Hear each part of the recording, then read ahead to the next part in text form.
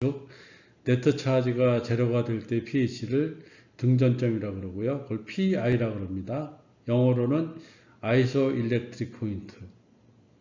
전기 전하가 같다는 뜻을 의미합니다. 그래서 PI는 일반적으로 PK1 플러스 PK2를 2로 나눠준 값입니다. 이 경우가 중성 아미노산의 등전점이 되겠습니다. 그래서 중성 아미노산의 등전점은 PI는 PK1 플러스 PK2를 2로 나눠준 값이 됩니다. 자, 이 경우의 그림 한번 살펴보도록 하겠습니다. 이 아미노산은 카본 주변에 COOH랑 NH3 그리고 H 하나 붙어 있고 그 R 그룹이 하나 붙어 있는 구조로 되어 있습니다. 그래서 R 그룹이 뭐가 붙어 있느냐에 따라서 양이온인지 중성 아미노산인지 산성 아미노산인지 그리고 염기성 아미노산이 구별되게 되어 있습니다.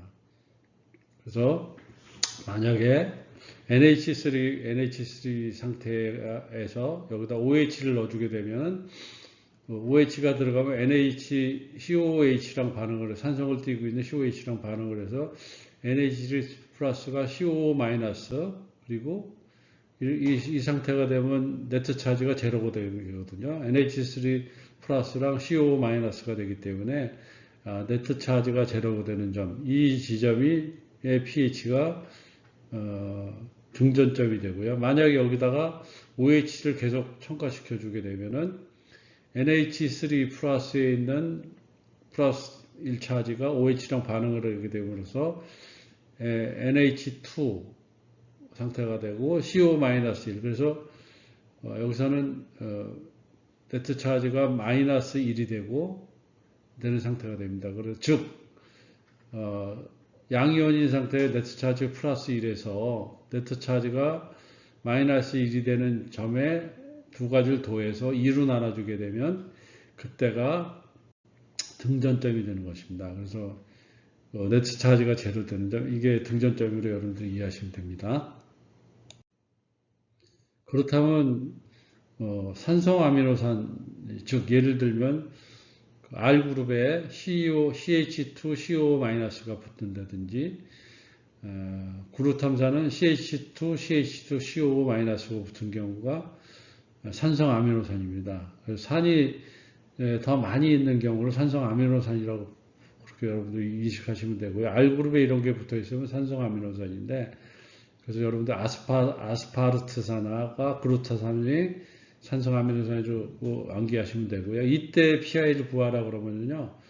산성이 많이 있기 때문에 R그룹이 산으로 작용하게 됩니다. 그래서 PK1 본체에 붙어 있는 COO 여기다가 플러스 PKR이 반응하게 되어 있어요. 그래서 그걸 2로 나누게 되면 이 경우에 PI 값이 되고요. 반대로 염기성 아미노산 경우는 R그룹에 NH3 플러스가 붙어 있는 경우예요. 예를 들면 라이신이나 아르기닌, 히스티딘 뭐 이런 경우인데요. 이 경우는 PI 값 구하는 공식이 틀려요. 그래서 여기서 PI는 PKR 플러스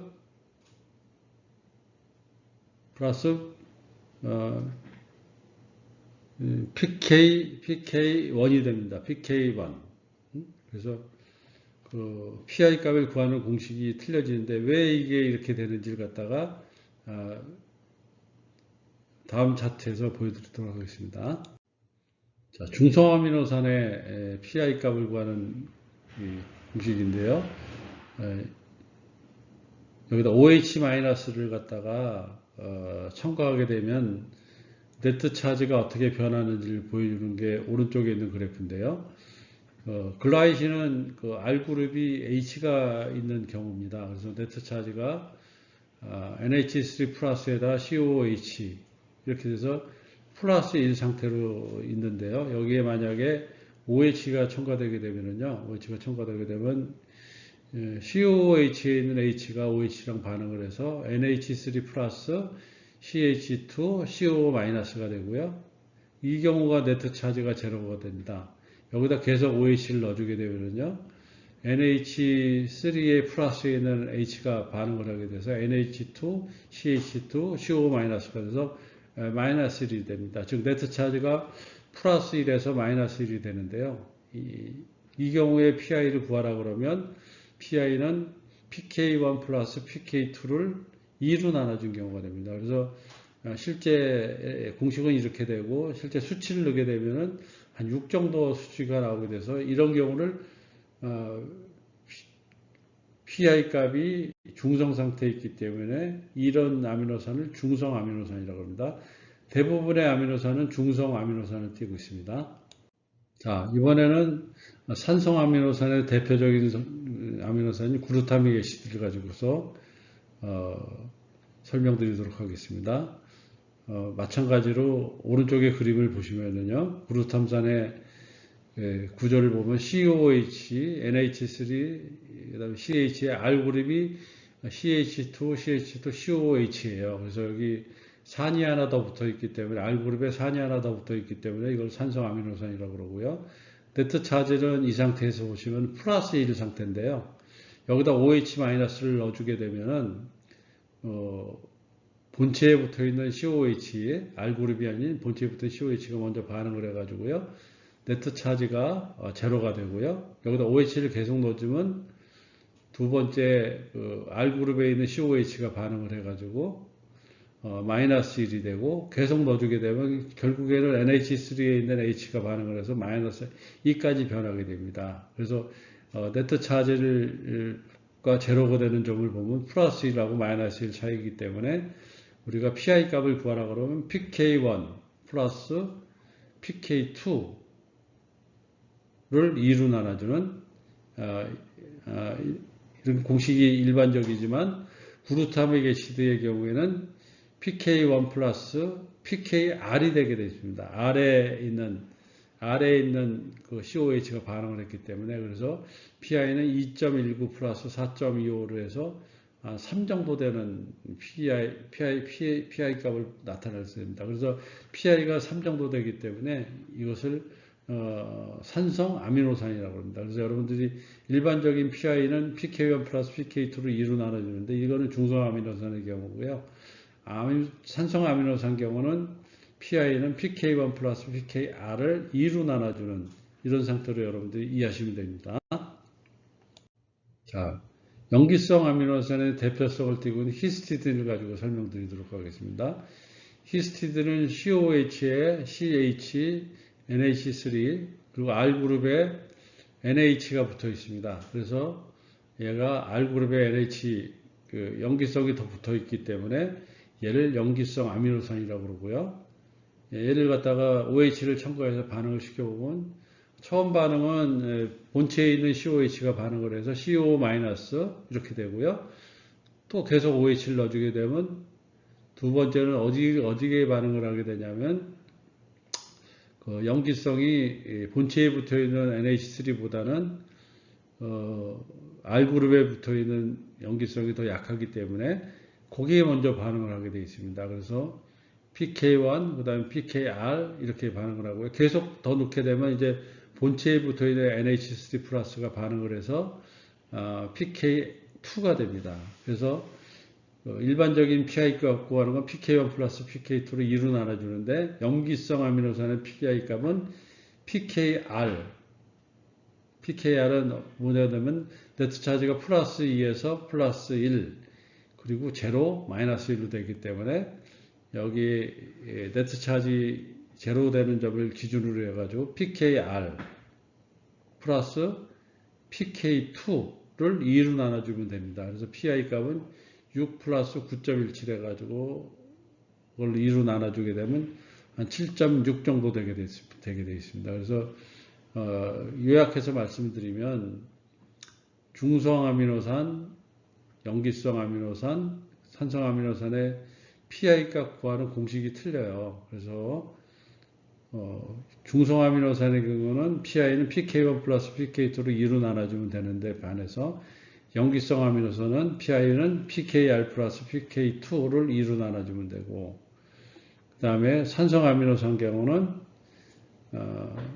PK1 플러스 PKR를 2로 나눠주는 격이 됩니다. 그래서 여러분들 이 OH를 통한 적정 곡선을 여러분들이 다 이해하시면 좋겠지만, 혹시 이해를 못하시면 위에 네트 차지 그림을 그려서 OH가 들어갔을 때 어디가 먼저 반응을 하는지를 보고서 네트 차지가 플러스에서 마이너스로 바뀌는 그 지점에 더해서 pK 값을 더해서 2로 나눠주게 되면 그 PI 값을 구할 수 있는 방식이 됩니다. 그래서 만약에 시험에 출제를 하게 되면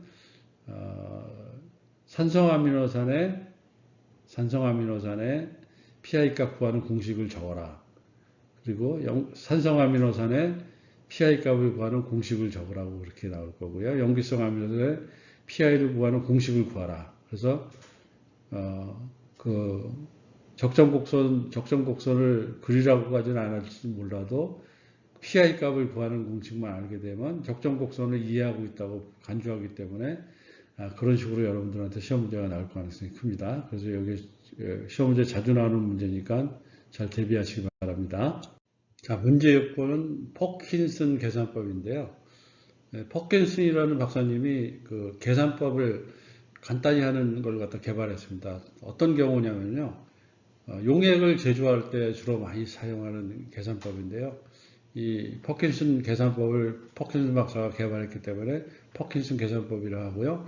이거를 실험을 할 때 굉장히 제일 많이 사용하게 되어 있습니다. 그래서 예를 들면 1번 문제는 48% 용액과 증류수를 혼합해서 30% 용액을 만들 때 두 용액의 혼합 비율을 갖다가 적으라고 합니다. 그래서 증류수는 0%가 되게 되어 있습니다. 그래서 이걸 일단 수학식으로 풀게 되면요. 48% 용액의 양은 X, 증류수의 양을 Y라고 두면요.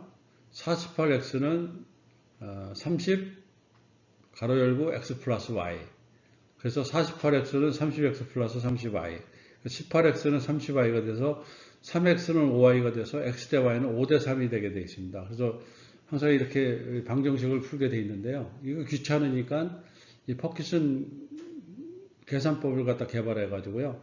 48% 용액을 왼쪽 위 상단에 두고, 그리고 희석해서 최종 농도를 갖다가 중간에 놓고 30%, 그리고 섞을 용액을 0%를 하단에 놓고요. 그래서 40%에서 30%로 이렇게 빼주고요. 그리고 30%에서 0% 빼줘서 30% 0%란 거를 오른쪽 상단, 그리고 48%에서 30% 빼준 거를 오른쪽 하단에다 이렇게 두면은요, 이게 30대 18이 나오게 되어 있습니다. 30대 18. 그래서 양을 갖다가 48%를 30 넣어주고 0%를 18 넣어주면 되게 되어 있습니다. 그래서 이렇게 간단히 구할 수 있는 식을 갖다가 퍼킨슨 계산법으로 하는데요. 여러분들 시험에 가게 되면은 이 두 가지를 다 풀어보라고 그렇게 시험 나올 경우도 있고요.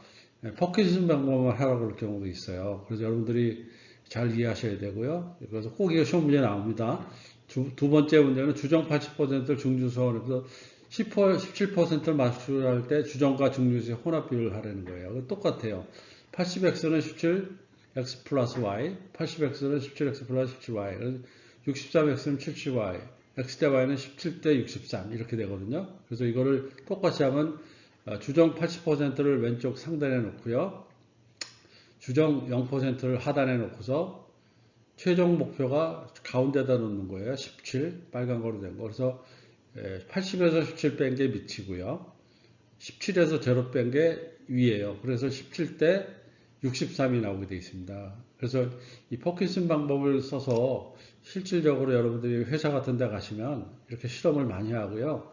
그리고 실제 공장에서 이런 거 할 때 이 퍼킨슨 방법을 굉장히 많이 사용하고 있습니다. 그래서 여러분들이 꼭 연습을 하셔가지고 하는데, 이렇게 퍼킨슨 방법 할 때 48% 0% 그리고 최종 농도가 30%인데 48에서 30을 빼주고 30에서 0을 빼서 위아래로 있다는 걸 갖다가 이게 착각하지 않고 할 수 있도록 노력해 주시기 바랍니다. 자, 문제 7번인데요. 이거는 미생물을 살균할 때 쓰는 용어의 정의를 갖다 쓰라고 하는 내용입니다. 그래서 주로 많이 쓰이는 게 F-value, D-value, Z-value인데요.